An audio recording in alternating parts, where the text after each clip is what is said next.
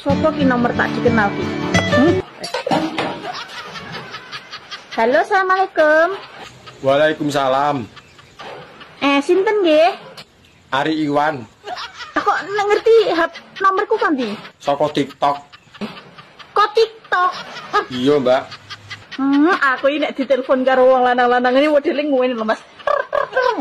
Sing iso ter-ter bukane wong lanang to. Mosok wong wedok iso ter-ter. Terus bagian ndi wi? Anu apa maksudnya ndasku ki melok nyudut melok ngelu.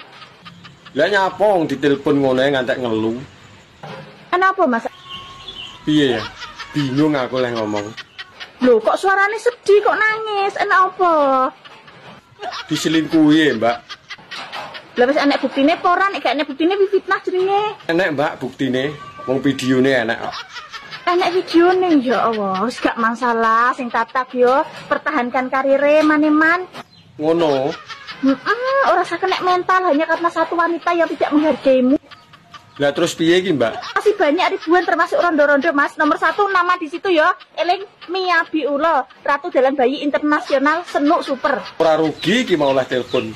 Ning pikiran malih padang. Ya, aku nek ditelepon calon dudu ngene lho Mas bokongku. Nggonku ya melok ter-teri, Mbak malian. Pokoknya nek gelisah, resah, apa sedang galau, gundah gulana teleponnya Abi ya, Mas? Iya, Mbak, siap. Ya wis ya, Mbak, suwun.